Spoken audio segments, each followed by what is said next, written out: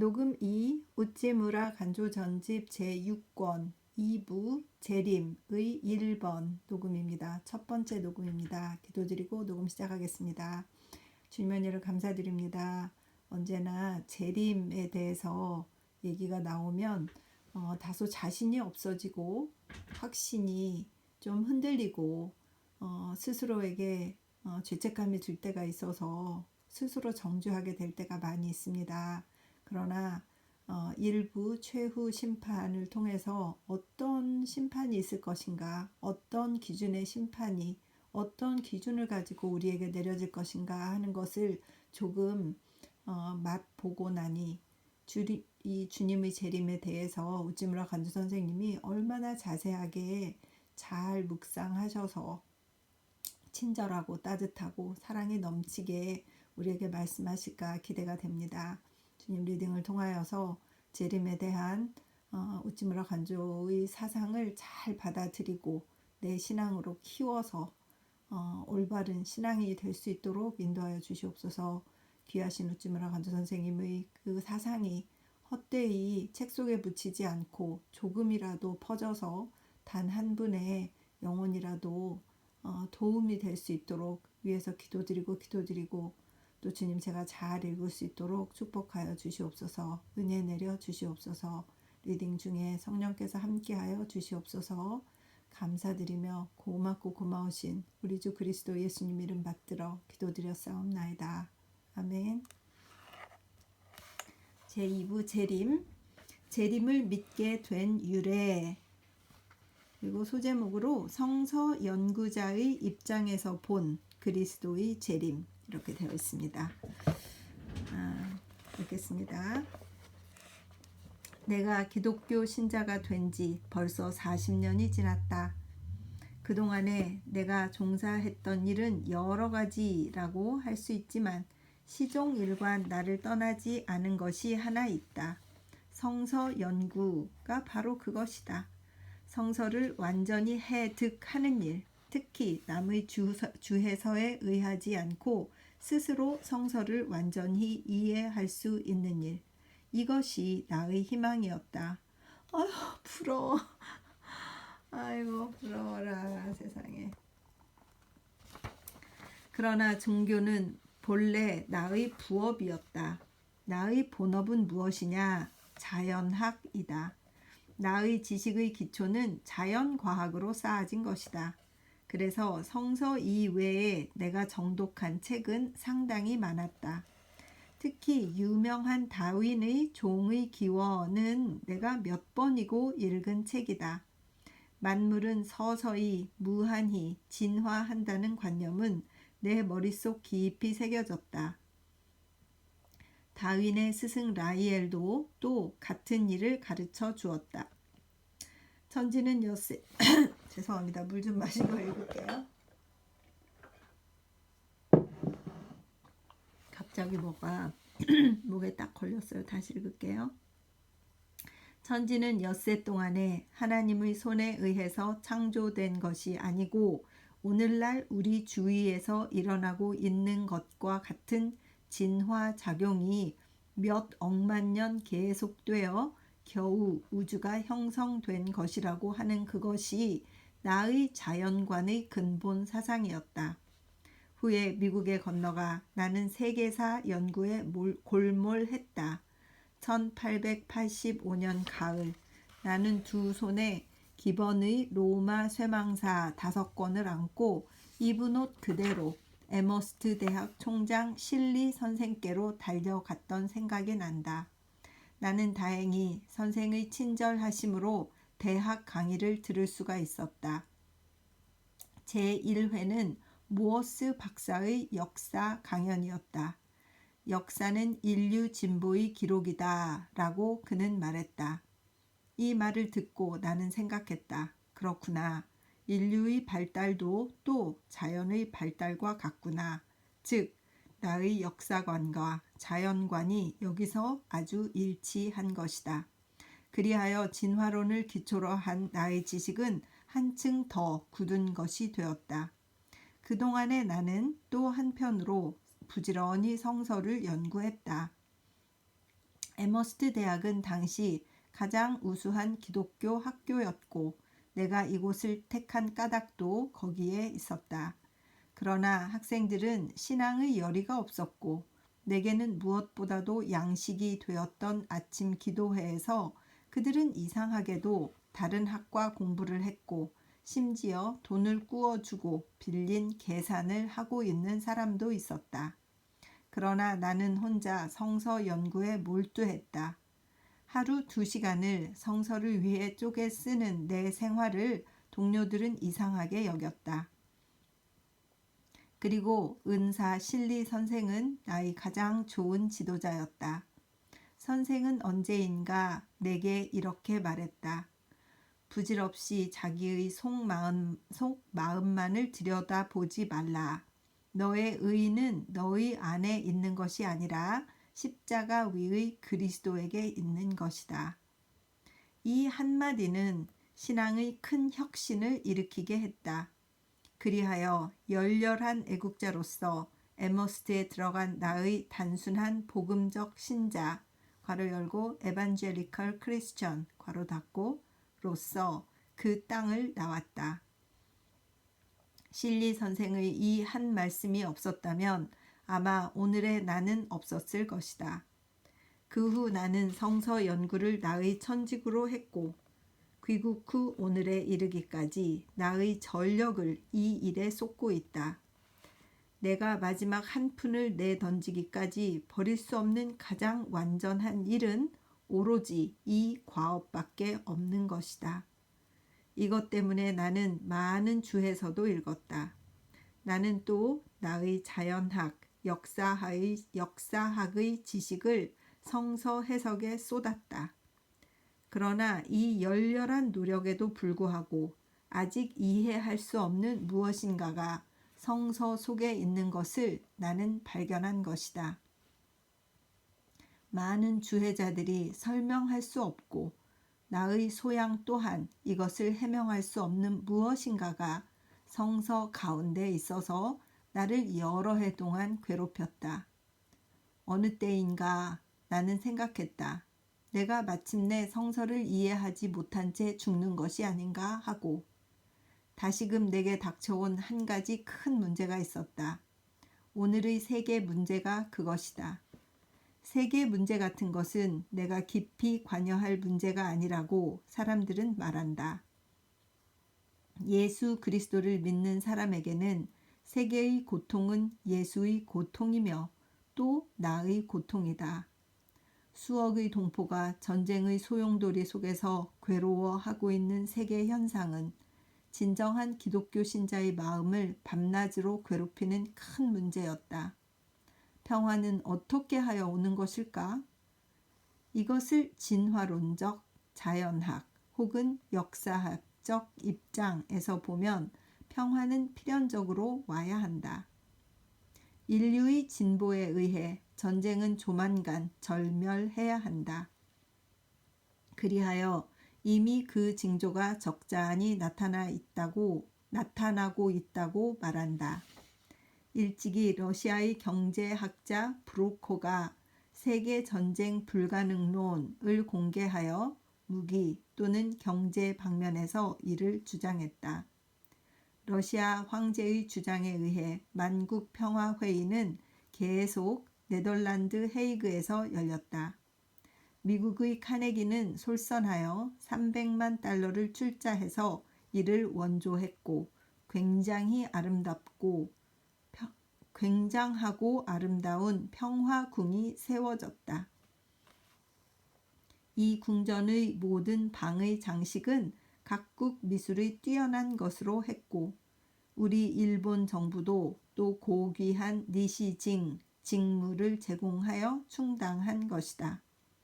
그리하여 평화궁이 바야흐로 완성되려는 1914년 7월 31일 갑자기 세계 대전쟁이 발발한 것이다.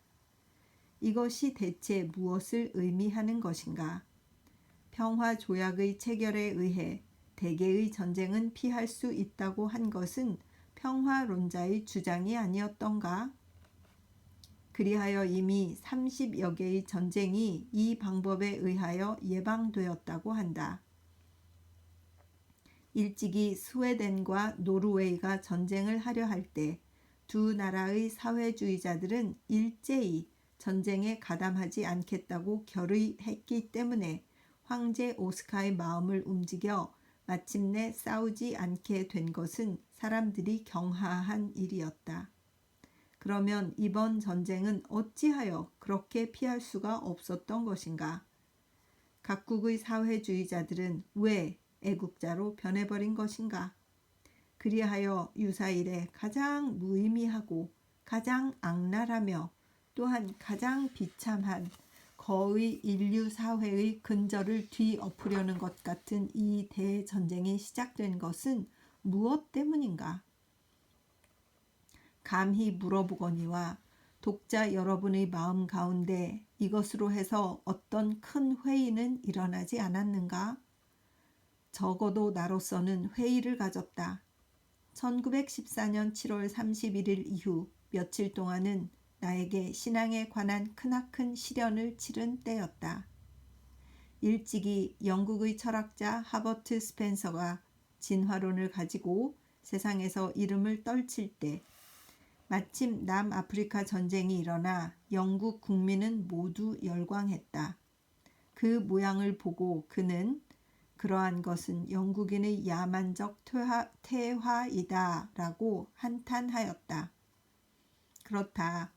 그래서 이번 전쟁에도 똑같은 이름을 붙인다면 야만적 퇴화, 사교적 퇴화 같은 글자를 붙일 수가 있다. 다만 그동안 내가 한 가닥 희망을 가진 것은 미국의 태도였다. 그런데 사실은 어떠했던가? 왕년의 평화국이 이제는 평화를 위해 노력하지 않고 오히려 야만화의 앞장을 서고 있는 것이다. 나는 개탄한 나머지 내가 주재하는 잡지 성서지 연구에 미국에 대한 나의 애석한 정을 실었다. 그랬더니 미국에 있는 친구 하나가 이것을 번역하여 그 나라 여러 신문에 기고했다. 그러나 모조리 묵살되어 하나도 신문에 실리지 않았고 그 가운데 뉴욕 크리스천 헤럴드만은 친절하게도 사설장에 내 원고를 첨가해서 내게 되돌려 보냈다. 그리하여 이제 미국 신문에 평화론이 실리지 않는 것은 참으로 당연한 일이 되었다. 지금 미국은 바야흐로 발광 상태에 있는 것이다. 그 한 예로 윌슨 대통령이 지난번에 전 합중국 여러 교회에 포고하기를 몇 월 며칠을 기하여 일제히 미국 승리를 위해 기도하라고 했다. 이 일은 이미 기독교 신자가 예배하는 하나님이 무엇인지를 모르는 큰 잘못이다.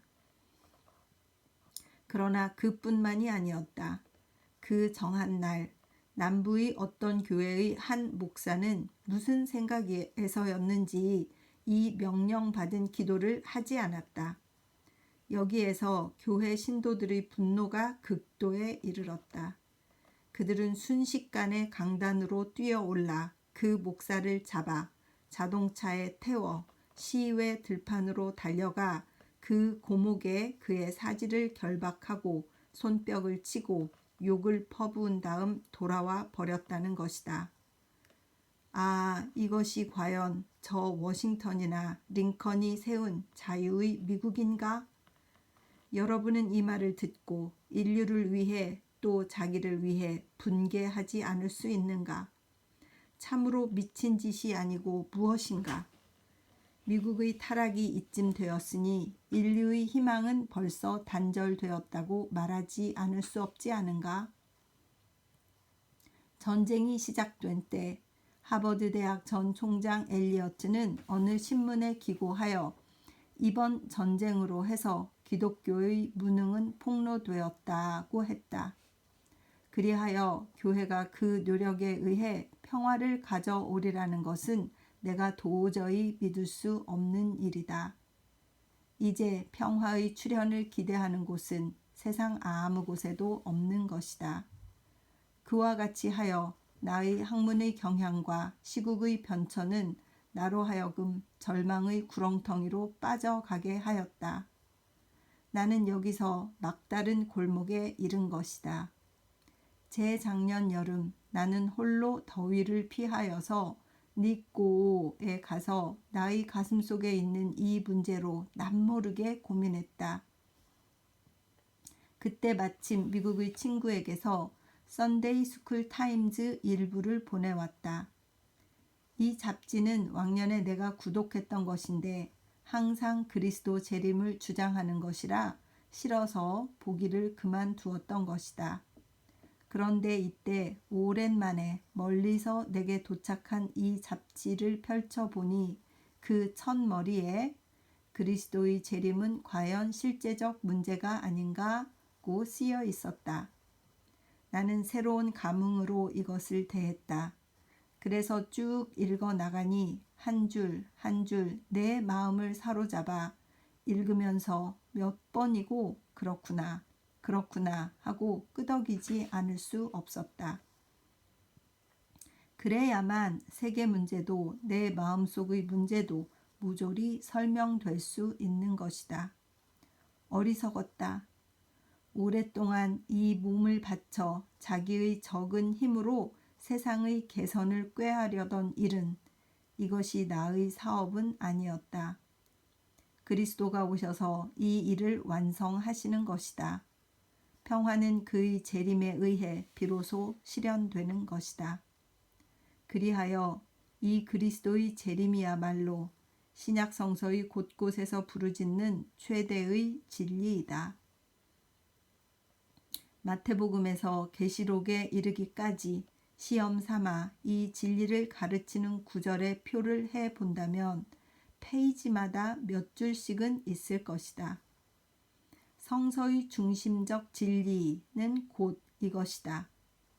이것을 알면 성서는 지극히 시종일관된 책이며 그 흥미가 진진하고 그 해석이 아주 쉽게 되는 것이다. 이것을 알면 성서 연구의 생명은 무한히 연장되는 것이다. 오늘의 학자들은 대개 이 일을 믿지 않는다. 그러나 가장 유력한 학자로서 그 냉정한 학자의 입장에서 당당히 이 진리를 입증한 사람은 적지 않다. 지금 두어 사람 예를 들면 보스턴 침례교회의 목사였던 A. 골든의 보라 그가 왔다와 같은 것은 이미 다 아는 일이다. 거기에다가 이 책은 결코 통속적인 저술이 아니다. 그 속에는 깊은 지식과 넓은 학문이 있다. 또 경외 성서 연구의 전문 대가인 R.H. 찰스의 신구약 사이의 사상 및 신앙의 발달 가운데 성서는 본래 현현적 책이다 라고 했다.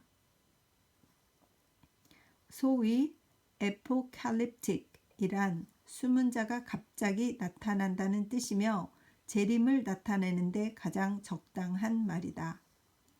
다음에 케임브리지 대학 교수 F.C. 버키트는 그의 저서 복음의 역사 및 그 상전으로 유명하다. 그의 성서 연구는 명석하고 예리한 것으로 알려졌다.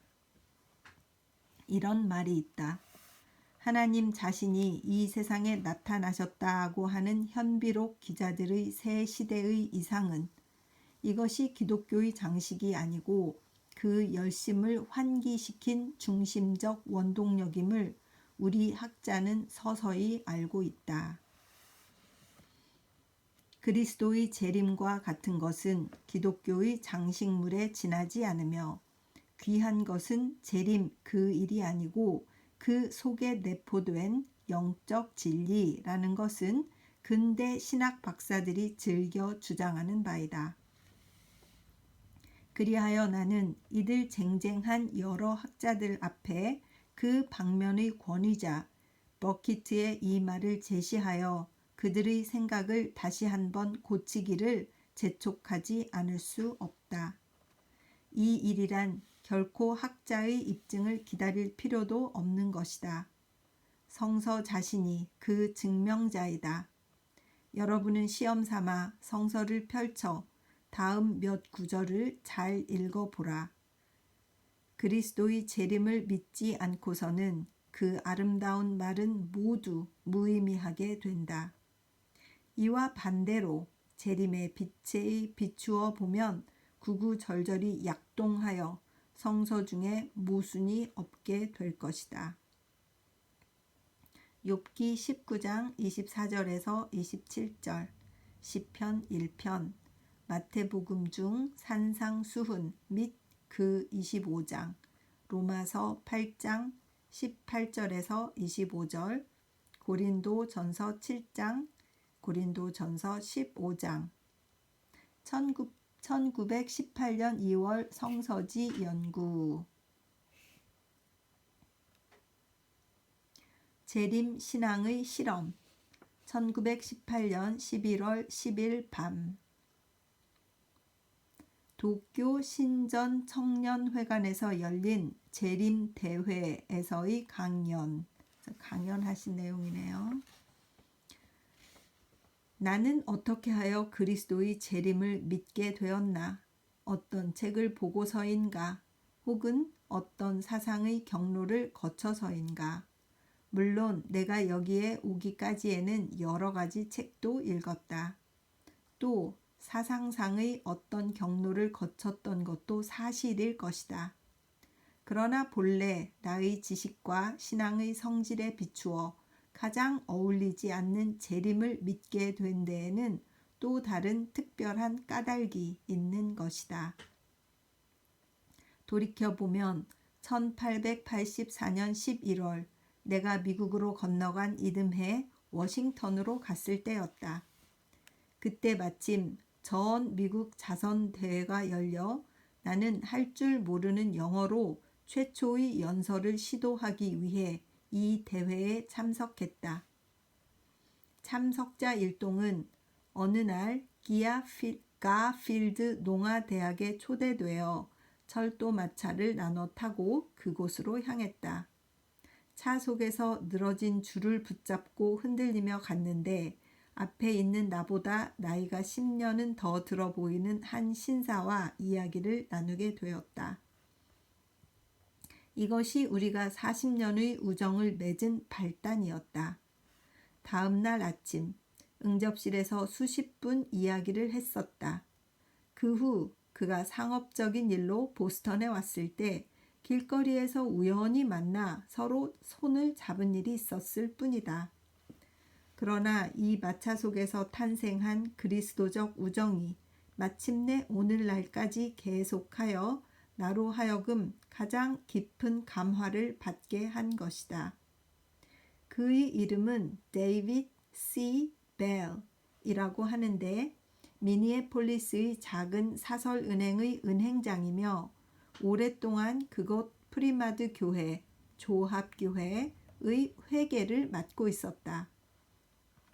목사도 아니고 신학자도 아닌 그는 가장 상식이 풍부한 열렬한 크리스천이며 또한 견고한 재림 신자였다. 그는 그때부터 깊이 나를 사랑하여 내가 귀국한 후에도 편지를 끊지 않았다. 그리하여 그는 내게 그리스도 재림에 관한 책을 보내왔다.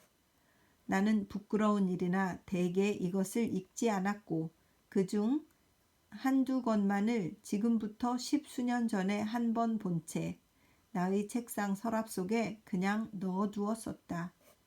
그것이 A. 골든의 보라, 그는 왔다 였다.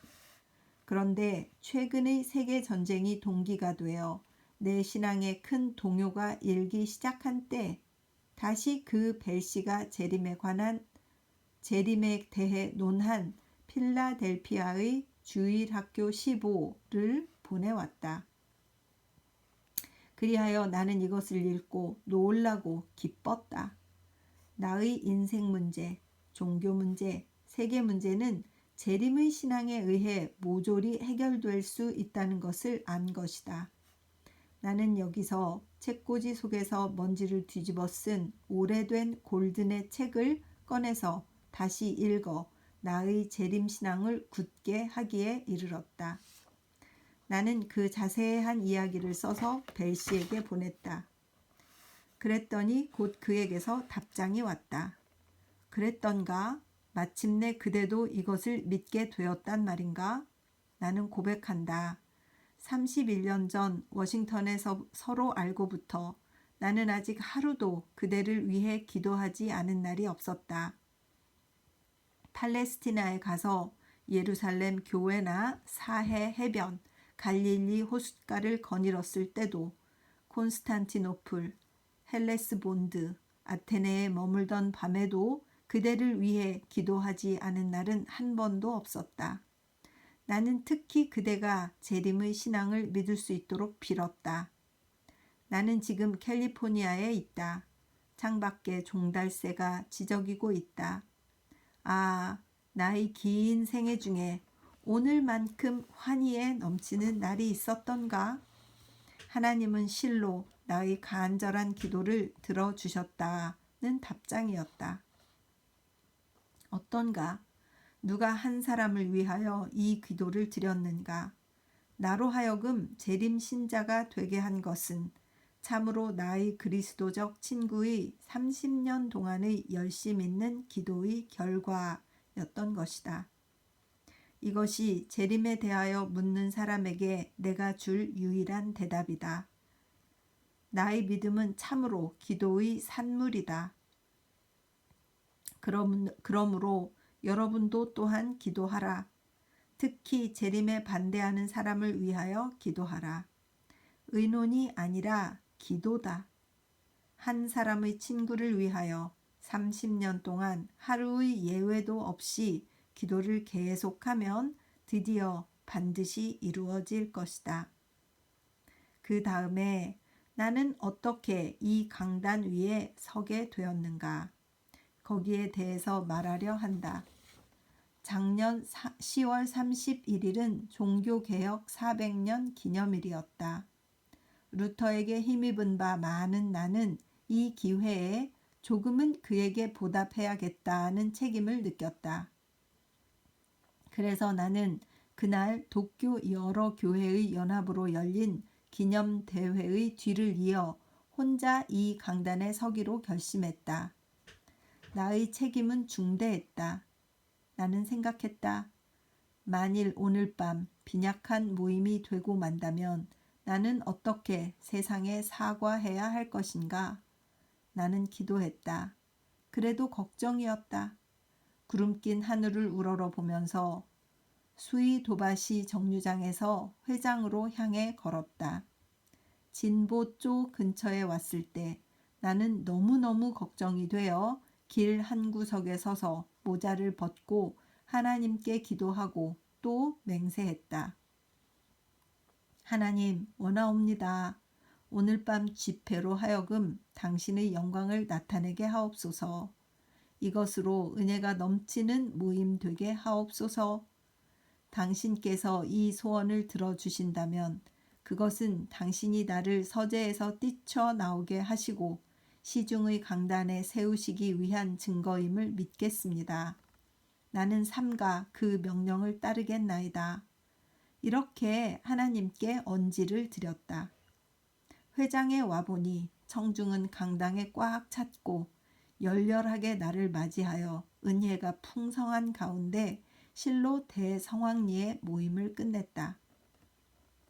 그래서 이젠 할 수 없게 되었다. 이미 하나님께 약속한 나는 나가서 일하지 않을 수 없게 된 것이다. 그래서 나는 다시 나까다와 의논하여 올해 1월 첫 일요일부터 각지에서 재림 강연회를 개최하고 마침내 이번 대회에 이른 것이다. 그래서 이것도 물론 내 계획에 의해 이루어진 것이 아니다. 처음부터 하나님이 나를 쓰신 것이다. 참으로 나는 여지없이 이리로 밀려온 것이다. 마지막으로 나는 재림의 신앙이 어떠한 성질의 신앙인지에 대해 한마디 하려고 한다. 그리하여 이 일에 대해 내가 한계의 표본이다. 내게는 오랫동안 움직일 수 없는 두어 가지 일이 있었다. 그 하나는 인종적 편견이었다. 지난 여름 가루이자와에서 해리스 박사가 나를 선교사에게 소개하여 말한 것처럼 나는 확실히 일본인 중의 일본인이었고 무사 중의 무사였다. 그래서 자연 일종의 정의가 내 속에 깃들어 있었다.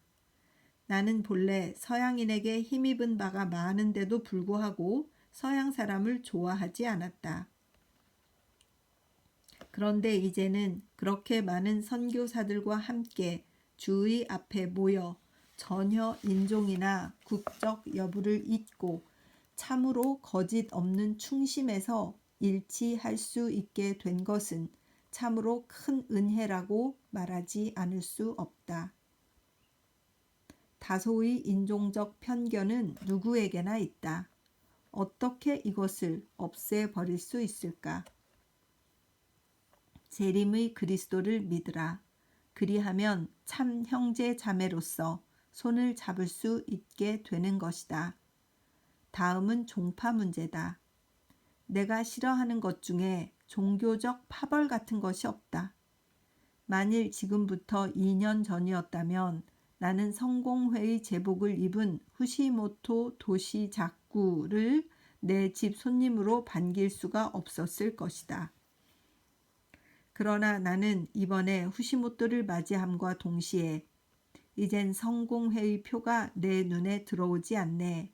나는 다만 그 뒤에 있는 군 자신을 볼 뿐일세 라고 말하였다. 참으로 재림의 신앙은 종파를 초월케 한다. 나는 종파에 속한 사람에게 거기서 벗어나라고는 한마디도 권하지 않는다. 그대로 좋은 것이다. 이 신앙, 이 소망을 함께 하는데 무슨 종파를 가릴 필요가 있겠는가?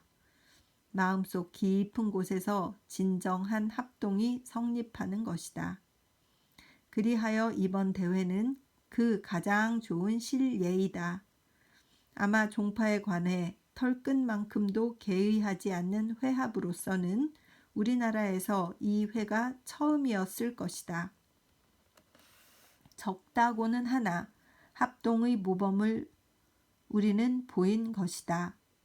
합동하려는 자들이여 우리들과 같이 재림의 복음으로 오라. 위원회를 열고 가부를 투표할 필요도 없고 신문에 광고하여 사람의 의견을 물을 필요도 없고 조건을 정하여 평가할 필요도 없고 다만 재림의 그리스도를 믿으라. 주는 하나요. 신앙도 하나, 소망도 하나가 될 때 사람이 만들 수 없는 진정한 합동은 저절로 성립되는 것이다. 합동 문제 해결의 비밀 열쇠는 여기에 있다. 이 점으로 보아 또 하나의 크나큰 사명이 우리에게 걸려 있는 것을 아는 것이다. 참으로 그리스도 안에서 사랑과 소망으로 맺어진 우정은 복이 있다. 이번 대회에서 우리들의 열의는 어떠했는가?